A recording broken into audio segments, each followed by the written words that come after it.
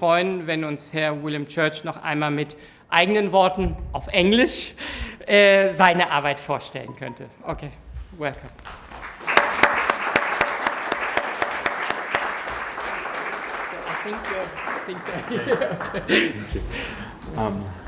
Thank you, Professor Roland Hardenberg, for your very kind words and very good summary as well of my work. I'll be largely sort of giving a similar presentation, perhaps a little different emphasis.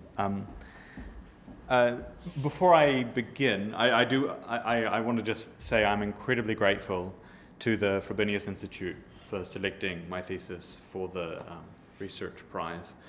For an early career researcher such as myself, such recognition of my work is both humbling and also very encouraging for future research. And so I thank you for that. And in receiving the prize, I also need to give thanks to a generous range of people whose really encouragement and support made this possible. I know it's a bit of a trope to say these things take a village to raise, although in this case it took several. Foremost, I want to thank my supervisor, Professor Bettina Beer, who provided constant support and essential feedback for this thesis. Her knowledge of both the region and the history, as well as her constant critical feedback on what I was trying to construct, were essential for crafting the thesis into its current form. I also want to give thanks to my second supervisor, Professor Javier Arellano, for advice on how to position the thesis within the wider extractive industry literature. I owe a substantial intellectual debt to the group of researchers that were involved in the Swiss National Science Foundation project that the thesis grew from. These are a stereotype of anthropologists working kind of alone in the field in a remote place. But really what my thesis grew from a team of researchers, including Bettina Beer, Don Gardner, Tobias Schroer, and Doris Bacalaso, who were all in the field at the same time as me, and not to mention also all the previous ethnographers that came before me. And my ability to situate my research within a wider kind of regional perspectives was really made possible through that other research. To that end, I also need to thank the Swiss National Science Foundation for providing the funding that made this possible. More broadly, the thesis would also not be possible without the countless informants and people in Papua New Guinea, in Wampar, and Mare, and more broadly, for sharing their homes, their food, their lives, their hopes, fears, and dreams about this type of project. And finally, it wouldn't be possible to write this without the love and support of my friends and family. I want to give special thanks to my partner, Leda, who, without her love, intellect, and inspiration, the thesis would not be the same. In terms of the presentation, what I really want to do is give you another brief summary of my research on factional competition around Wafi-Golpu, a prospective copper-gold mine on the eve of construction in Morobe Province. Nope, that's the wrong thing. These are laser. Here we go. So you can see here a map of, this is where we did the research in Morobe Province, and the map, a broader map of all the villages in the Wampar-speaking area here, all in the sort of surrounding area of the second largest city in Papua New Guinea and the industrial port of Lae. And this is the site of the prospective copper-gold mine. And you can't see it, but there's a mountain range going along here. And my thesis really undertakes a detailed case study of the various claimants, each who claim to be the customary landowners of the land that will come to host the project. And essentially that involved undertaking participant observation, interviews, and with the various claimants involving going to court, significantly a lot, but also late night strategizing sessions, engaging with ancestral stories of migration to the area, but also going across time as well. So I spent a lot of time working with court documents as well, archival research going back to the early colonial period, tracing the migrations of the region. And this conflict is approximately over the various mining related benefits that will come with the mine. So this is the, this is essentially the employment, business contracts, royalties that are all specifically earmarked to go preferentially to whoever gains the title and recognition as customary landowner. But before turning to the way that I sort of position this in my central argument, it's worth situating this within the sort of wider empirical basis of extractive industries in the world. So my research is oriented around the oft-noted regularity that resource extraction, whether it be in the form of gold and copper or oil, goes hand in hand with adverse ecological, social, political outcomes. And in the case of Papua New Guinea, this is very visible. On the left here, you can see the Oktedi mine, which dumped much of the tailings into the River Fly River system, and then the Bougainville Civil War immediately during and after the country became independent in 1975. Owing to these circumstances and the specificities of widespread ownership of customary land in Papua New Guinea has been at the forefront of a so-called localist paradigm, where in order to alleviate these problems, what needs to be done is the benefits need to be more concentratedly distributed to communities and local governments in the orbit of the extractive project. And Papua New Guinea has been lauded internationally for being at the forefront of these changes, that this is what's wrong with mining is that we need to give the benefits that come from mining to the kind of local people, the original owners of the land.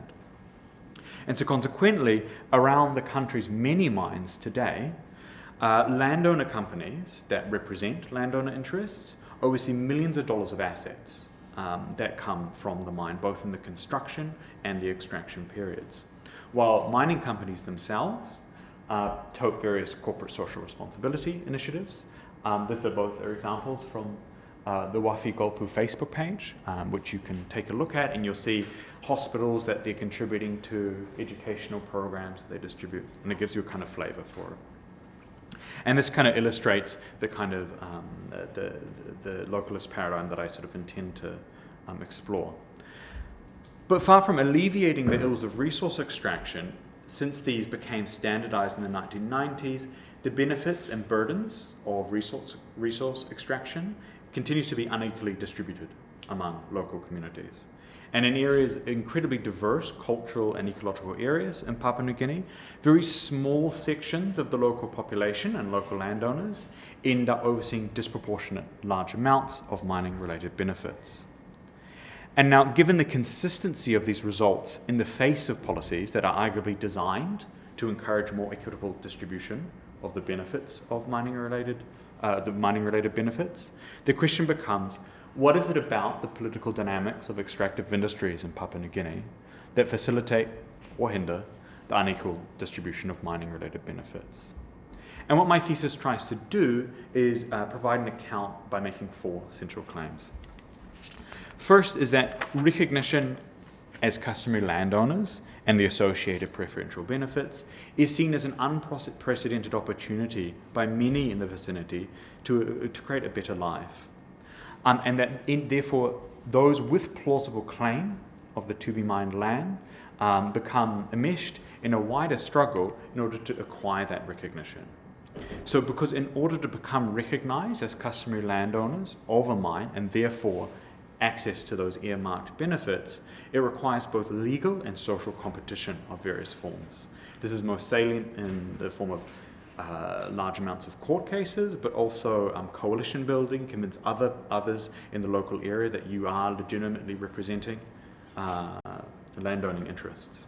And therefore, this prompts the formation of a range of factions of different size, representing different levels of social organization that are deliberately designed to engage in such competition. And what happens over time, what I try to trace, is that the demands of this competition gradually become more intensive, with greater social pressure as more people become involved in this future struggle for the future of the mine, but also financial pressures as cases move up the courts. And what this does is it pushes power into the hands of a narrow elite within those competing factions who are best able to meet these demands. Finally, by the time the mine starts to near construction, a subsection of those elite who happen to be recognized as customary landowners become the landowner representatives that fulfill the legal and political requirements of the state. So in sum, I argue that factional competition, galvanized by the possibility of preferential access to mining-related benefits, leads to both formation of factions and stratification therein. And then this stratification is in turn legalized through the landowner representation process, priming the future for unequal benefits, distribution of mining-related benefits.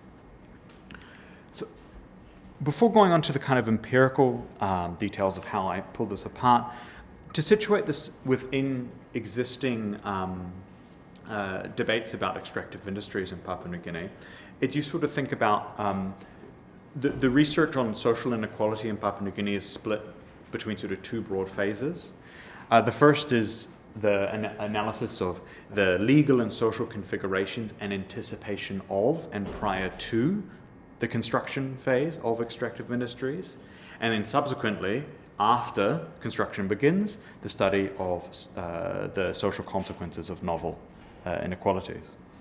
And in the first instance, anthropologists have examined exhaustively the ways in which extractive industries can lead to reconfiguring identities, modes of collective action.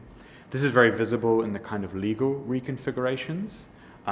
This picture here is of one of my key informants on the right receiving a certificate incorporating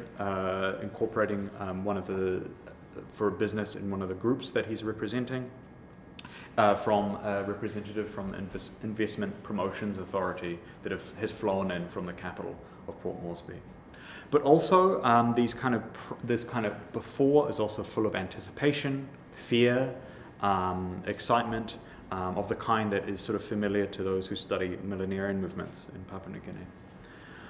By contrast, after extraction begins, anthropologists and watchers of the extractive industry have noted how you've got changing economies of prestige as money flows into the system, and you have kind of an inflation of existing modes of gaining prestige, violent conflict, and also the lack of transparency inherent to the distribution process. Now, by and large, the flow between the first set of processes and the latter set of processes is depicted as having a straightforward source. That because the state and the prospect owner desire simple representation, that they want a small amount of people in the room to deal with, that these representatives gain a disproportionate share of mining-related benefits. And you can see an example of this. These three men here are representatives of the three major state-recognized groups, and they're this is the Christmas party that the mine owners are throwing. Now, my research reaffirms that, and I'll talk about this later, that it is indeed the case that the government and corporate policy is deliberately designed to reduce how many individuals they have to deal with. What my small sort of contribution here is by really stressing that this picture brackets how did those individuals come into the position of being a representative of landowning interests, and how that process of getting into that room in itself may pre-configure future distributional outcomes. So in this fashion, what I try to do is provide an ethnographic account of the political and legal competition between individuals and groups that aspire to be landowner representatives, and the socio-political consequences of that competition. To put it differently, my central claim is that while the dramatic expansion of social inequalities associated with resource extraction comes after construction, the landscape that preconfigures how that takes place is shaped prior to that distribution process. So what I try to really do is situate one dimension which is very well studied about in Papua New Guinea, which is the creation of legal entities, social reconfiguration, hopes and fears, squarely within something which has garnered less systematic attention, which is the competitive political relations between the entities that result from this registration process. And what I do is I try to do so by merging two theoretical literatures that, to my knowledge, are unconsidered within the extractive industry literature. First, I bring to bear the burgeoning philosophical literature on social ontology. This is distinct from anthropology's ontological term, which is broadly about the nature of social entities and how they're formed, in order to try and pick apart some of this kind of messy legal landscape around resource extraction. And in the second, I draw on archaeological research about factional competition, the relationship between factional competition and socio-political change, in order to analyze the kind of processes I analyze. I don't have much time here to elaborate on how I use these, but if you're interested, I can talk about it for probably a little bit too long if you want to talk to me later. So much for how I situate this research. So what I try to do with this sort of wider picture is to provide a diachronic account of how the peoples around Wafi-Golpu formed factions to solicit, contest, and distribute mining-related benefits, and how these factions became legalized and stratified over time. And so necessarily, therefore, to provide this account, my ethnography proceeds on multiple scales.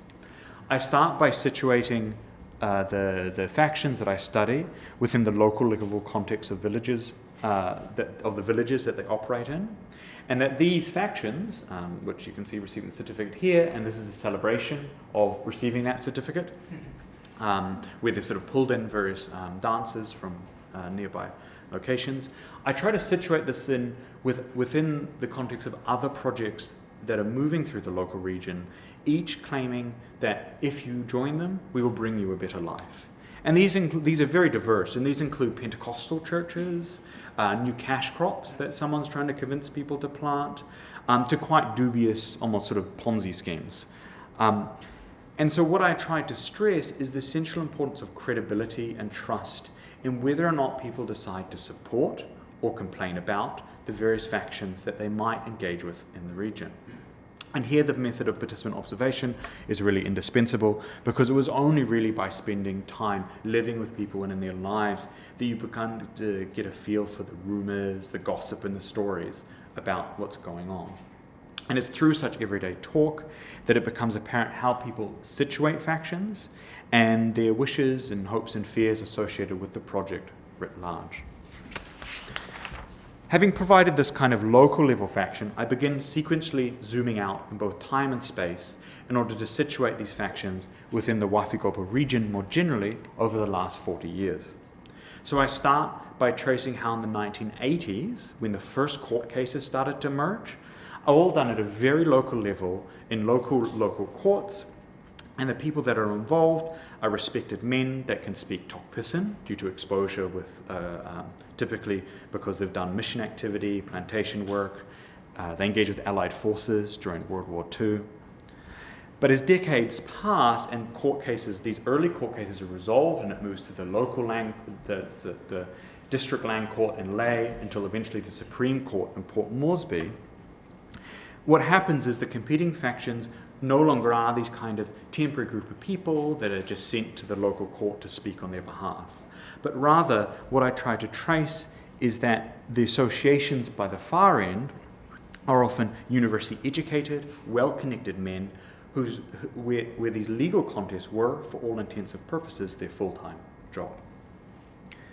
Now, running in process in parallel to this organizational stratification, processes creating new forms of organizations, new ways, new identities, and new ways of being in the world. So in the same way that the specific history endowed local identities with new value by assigning certain categories of person ownership of the mine, it also reconfigured them. So in the 1980s, when they did so, they didn't merely name the customary owners of the future mine, but also created incentives to reconfigure and reshape associations. And in this way, what the courts decide shapes future incorporation decisions and how people affiliate, which in turn shapes how they then engage in legal conflict. Thus, the mine did not merely impact relations between populations and groups, but also created incentives to create new kinds of groups and associations. So this stratification and looping were both processes that played out within the wider Wafi-Golpu region. And my thesis finishes by trying to attempt to articulate how the material affordances of mining and corporate practices and state policy create the conditions for this factional competition to take place in the first place. And I focus really on two aggravating factors. First is the systematic offloading of responsibility for resolving land disputes, with the mine developer deferring to the state and then the state deferring to local people.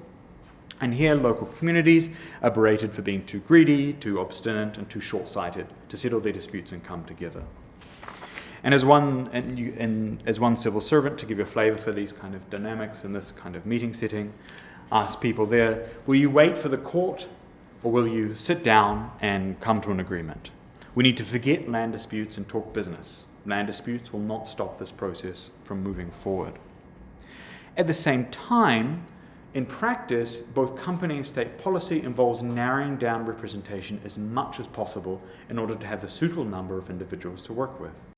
And practically, what this means is that the leaders of the factions that have been so involved in competing over mining-related benefits also become those who sign on behalf of landowner interests. As the head of the mine developer, the head of the mine developer's community relations department nicely sort of summarizes this dynamic, that the idea is that you start early, do awareness, and narrow down how many people will be there until there are just enough leaders to speak for everyone. And the government feels it's representative enough to make sure that the biggest landowners are there. If not, every Tom, Dick, and Harry will show up and nothing will get done. You know how Papua New Guinea is. So that's what I tried to really stress, is that the particularities of the historical course might determine which landowner might eventually become the primary beneficiary. These kind of processes all but guarantee that either whatever association happens to be the signatory, that will be headed by one such elite man and will be the key beneficiary of mining-related benefits, or in the counterfactual, that conflicts remain unresolved and everything just goes into a trust account, which is also a possibility. So what I tried to do, based on this account, is to provide a plausible qualitative model of the kind of processes that underlie what we see here. Events that might be generalizable beyond Morobe Province itself.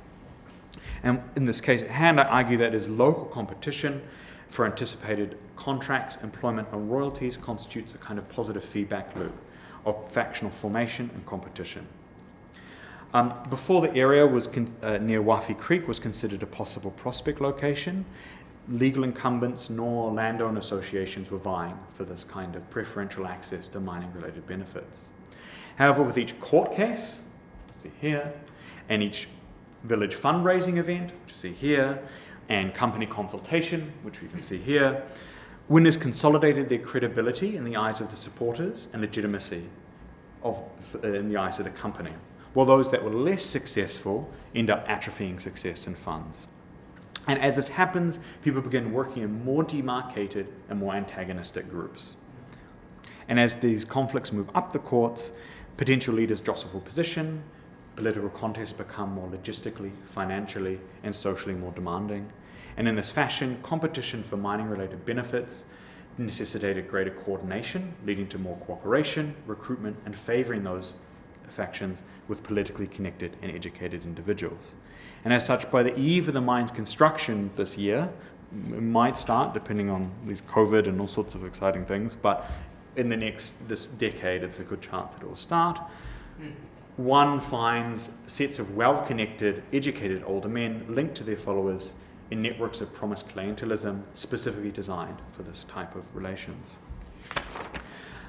And based on these, we can kind of return to this question that I open with: what is it about the political dynamics that lead to these kind of dynamics we see?